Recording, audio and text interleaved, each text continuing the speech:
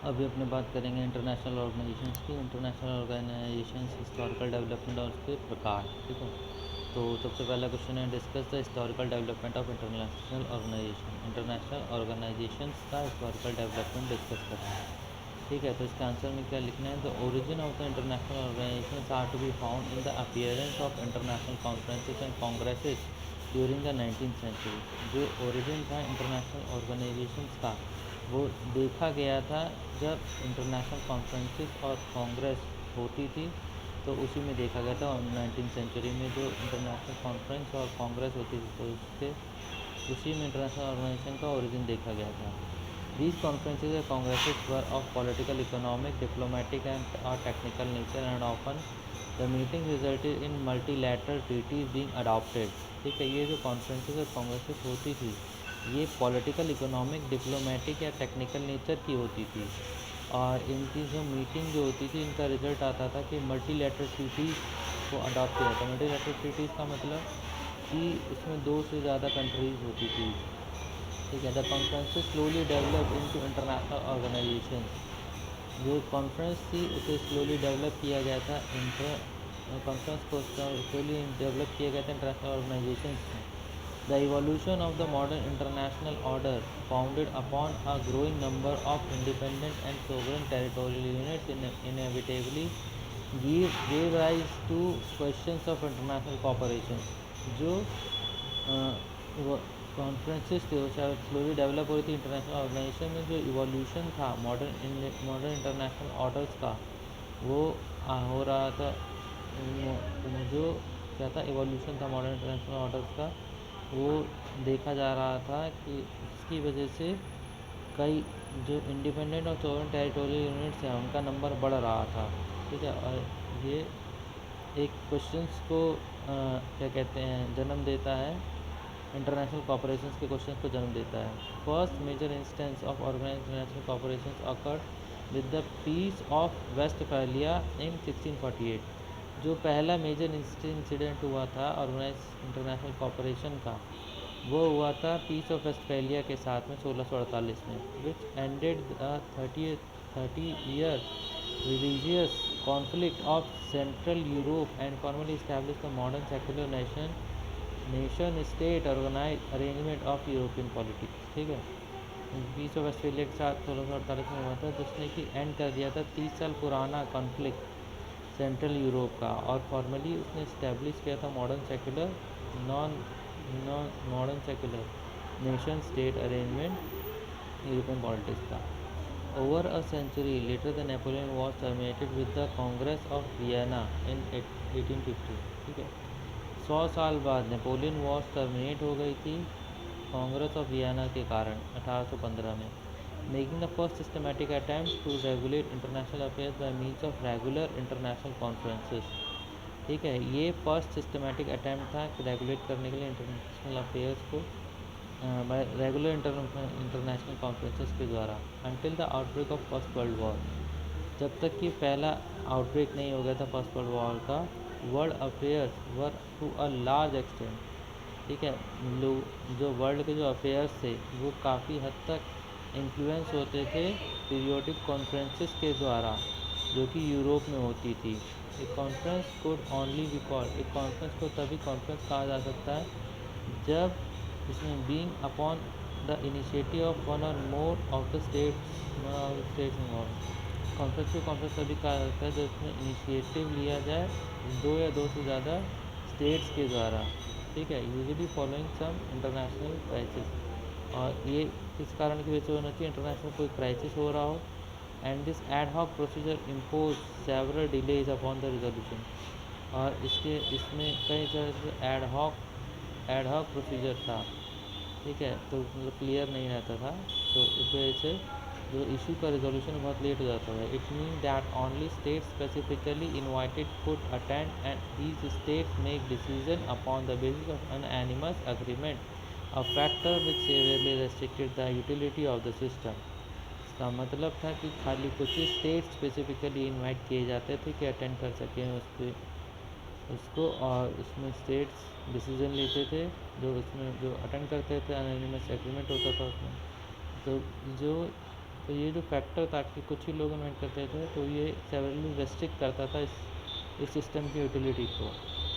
The 19th century also witnessed a considerable growth in international non-governmental association। 19th century इस चीज़ की witness है कि इसने कंसिडरेबल ग्रोथ देखी थी इंटरनेशनल नॉन गवर्नमेंटल एसोसिएशन की, जैसे कि international committee of the red cross and international law association, international committee red cross और international law association. These private international units demonstrated a wide-ranging community of interest on specific topics। ये जो private international unions हैं वो demonstrate करती थी wide range community का interest specific topics पर, और अवेयरनेस करती थी कि जो कॉपरेशन है था इंटरनेशनल की कॉपरेशन, और ये अवेयरनेस फैलाती थी कि जो कॉपरेशन अगर इंटरनेशनल हो तो तभी इफेक्टिव होगा। द 19th century से series of public international unions also develop.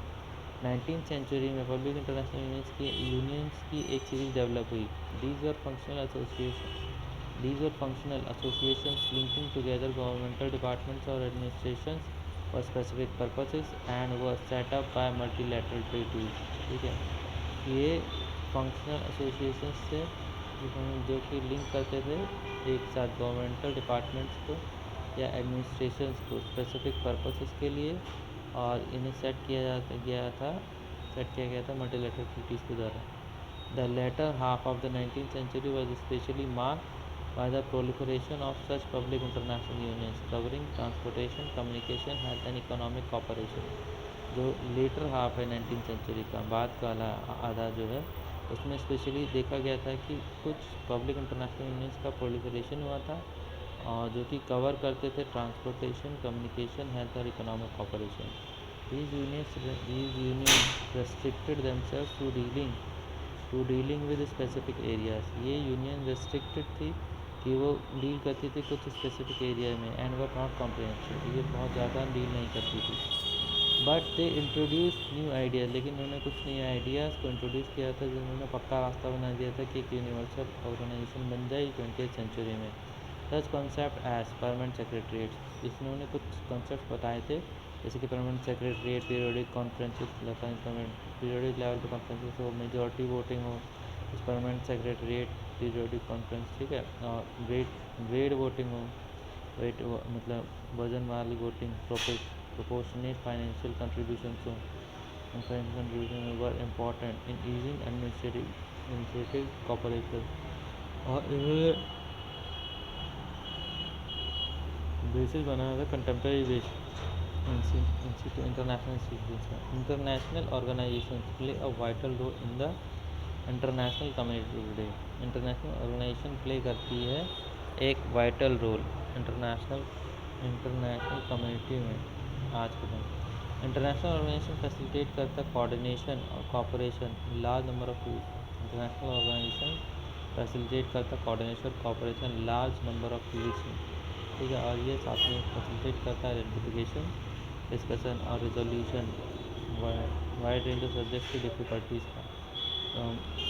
Peace keeping क्या होता है, शांति बनाए रखना, और पीस इन्फोर्समेंट, और साथ ही पीस को इन्फोर्स किया जाता है इन्वायरमेंटल, इकोनॉमिक और ह्यूमन राइट्स कंसर्न्स के क्षेत्र में।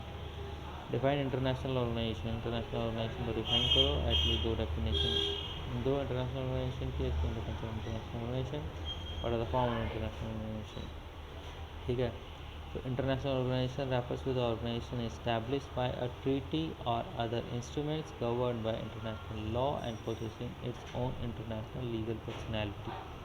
इंटरनेशनल ऑर्गेनाइजेशन वो ऑर्गेनाइजेशन होती है जो कि इस्टेब्लिश होती है ट्रीटी के द्वारा या दूसरे इंस्ट्रूमेंट्स के द्वारा जो कि गवर्न होते हैं इंटरनेशनल लॉ के द्वारा, और इसमें on and possessing its own international legal personality, और इनकी अपनी एक लीगल पर्सनैलिटी होती है। इंटरनेशनल ऑर्गेनाइजेशन में include other entities as members in addition to states.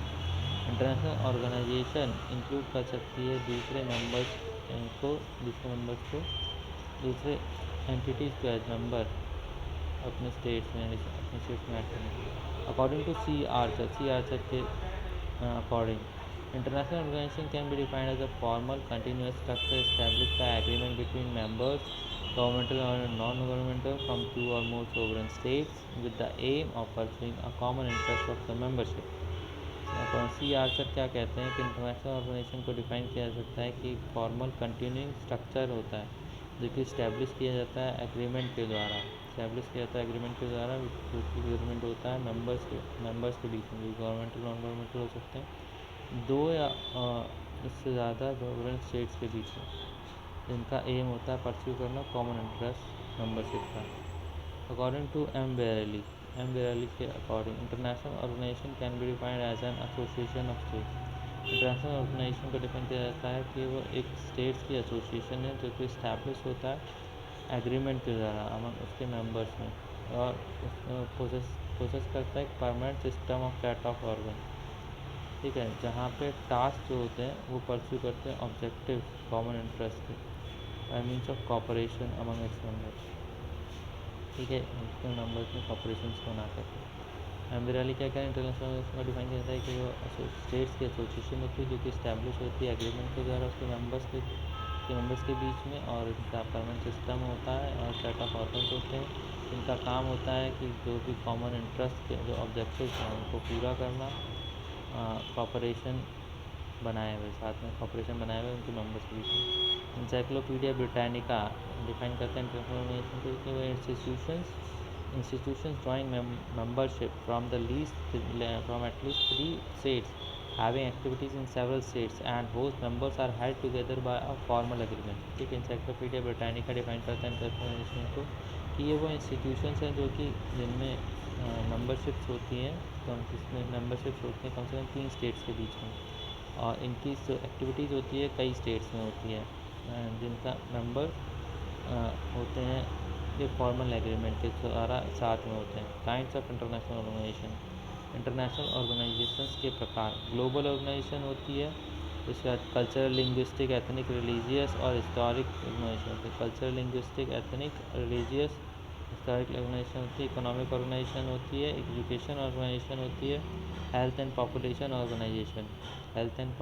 Organisation, religious, regional organisation, ठीक है। ग्लोबल ऑर्गेनाइजेशन होता है cultural, linguistic, ethnic, religious, historic organisation होता है रिलीजियस, रीजनल। इकोनॉमिक ऑर्गेनाइजेशन होता है, एजुकेशनल ऑर्गेनाइजेशन होता है, हेल्थ एंड पॉपुलेशन ऑर्गेनाइजेशन होता है, रीजनल ऑर्गेनाइजेशन होता है। सबसे पहले ग्लोबल ऑर्गेनाइजेशन, ये जनरली ओपन होती है नेशंस में पूरे वर्ल्ड वाइड, ठीक है, as long as certain criteria में, तब तक सर्टेन क्राइटेरिया को मीट करते हैं। इस कैटेगरी में इंक्लूड होता है यूनाइटेड नेशन और उसके स्पेशलाइज एजेंसीज, जैसे कि world health organisation, international telecommunication union ITU, तो उसमें वर्ल्ड बैंक भी आता है और इंटरनेशनल मॉनेटरी फंड भी आता है। इसमें और भी क्या इंक्लूड होता है, इसमें इंक्लूड होता है globally operating intergovernmental organisation that are not an agency of the UN, ठीक है। इसमें और क्या इंक्लूड होता है, वर्ल्ड, ठीक है, टेलीकम्युनिकेशन। इसमें और भी इंक्लूड होता है ग्लोबली ऑपरेटिंग इंटरगवर्नमेंटल ऑर्गेनाइजेशन, जो कि इसकी एजेंसी नहीं है UN की, इसमें इंक्लूड होता है। इसका एग्जांपल है Hague conference on private international law, जैसे कि हेग कॉन्फ्रेंस हुई थी प्राइवेट इंटरनेशनल लॉ पे, एक ग्लोबली ऑपरेटिंग इंटरगवर्नमेंटल ऑर्गेनाइजेशन जो बेस होती है हेग में, और इंटरनेशनल क्रिमिनल कोर्ट जो कि इसी में आता है, इंटरनेशनल क्रिमिनल कोर्ट जो कि एडजुडिकेट करता है क्राइम को डिफाइन किया गया रोम स्टैचू में। कल्चरल, लिंग्विस्टिक, एथनिक और रिलीजियस और हिस्टोरिक ऑर्गेनाइजेशन, ये ओपन होते हैं मेंबर्स के लिए, जो कि बेस होते हैं कल्चरल, लिंग्विस्टिक, एथनिक, रिलीजियस और हिस्टोरिक लिंक के द्वारा। एग्जाम्पल है इनका कॉमनवेल्थ ऑफ नेशंस और Islamic cooperation, organisation of Islamic cooperation, ठीक है। तो इसमें और क्या है, ठीक है, इसके एग्जांपल एक बार पूरे देख सकते हैं। Example include Commonwealth of nations, Arab league, community of Portuguese language countries, organisation of Islamic cooperation, Commonwealth of independent states, ठीक है। इकोनॉमिक ऑर्गेनाइजेशन ये बेस होती है मैक्रो इकोनॉमिक पॉलिटिक गोल्स के ऊपर, जो कि कुछ डेडिकेटेड होते हैं फ्री ट्रेड के साथ, और रिडक्शन होता है उनका ट्रेड वैल्यू में रिड्यूस कर देते हैं उनको। वर्ल्ड ट्रेड ऑर्गेनाइजेशन और international monetary fund, example world trade organisation और मॉनिटरी फंड, जो ऑर्गेनाइजेशन है इकोनॉमिक कॉपरेशन के लिए और डेवलपमेंट के लिए, तो फॉर्म किया गया था इकोनॉमिक पॉलिसी, फॉर्म किया गया था एक इकोनॉमिक पॉलिसी की तरह, जो कि focus economic policy focus organisation के लिए, तो फॉर्म किया गया था इकोनॉमिक पॉलिसी फोकस ऑर्गेनाइजेशन के लिए। एग्जाम्पल क्या है, recently form economic international organisation वो क्या है, बैंक ऑफ साउथ, ठीक है। एजुकेशनल ऑर्गेनाइजेशन, अब बात करें एजुकेशनल ऑर्गेनाइजेशन, ये ऑर्गेनाइजेशन सेंट्रल होती है अराउंड टर्शरी लेवल स्टडी के लिए, टर्शरी लेवल स्टडी करी जाती है इसमें। इस एग्जाम्पल इसका यूलसिड UCLID यूनिवर्सिटी को चार्टर्ड किया गया है यूनिवर्सिटी, उस यूनिवर्सिटी के, और इसमें जो इसकी जो अम्ब्रेला ऑर्गेनाइजेशन है जो कि डेडिकेटेड होती हैं, अम्ब्रेला ऑर्गेनाइजेशन डेडिकेटेड होती हैं सिग्नेटरी कंट्रीज़ के सस्टेनेबल डेवलपमेंट के लिए। United nation university researches pressing global problem, ठीक है। यूनाइटेड नेशंस की जो यूनिवर्सिटी है वो रिसर्च करती है प्लस ग्लोबल प्रॉब्लम जो कि कंसर्न करते हैं यूनाइटेड नेशंस के साथ और उसके पीपल के साथ और मेंबर्स स्टेट्स के साथ। Health and population organisation, health and population organisation, ये ऑर्गेनाइजेशन बेस होती हैं common perceive health and population goals का, कॉमन हेल्थ और पॉपुलेशन का गोल्स होता है। ये these are formed to address those challenges collectively, for example the intergovernmental partnership for population and development partners in population and development, ठीक है। ये form करी जाती हैं एड्रेस करने के लिए उन चैलेंजेस को कलेक्टिवली। इसका एग्जांपल है इंटर गवर्नमेंटल पार्टनरशिप पॉपुलेशन के लिए और डेवलपमेंट के लिए, इसमें partners in population and development. Regional organisation, ये ऑर्गेनाइजेशन क्रिएट करी जाती हैं स्टेट्स के द्वारा जो शेयर करते हैं कॉमन जोग्राफिक और पॉलिटी इंटरेस्ट। ये इस कैटेगरी का, ये जो कैटेगरी है इसमें इंक्लूड किया था यूरोपियन यूनियन को, अफ्रीकन यूनियन को, एसोसिएशन साउथ एशियन नेशन की, ठीक है। साउथ एशियन एसोसिएशन जो कि रीजनल कॉपरेशन की साथ सेक्टर। Thank you.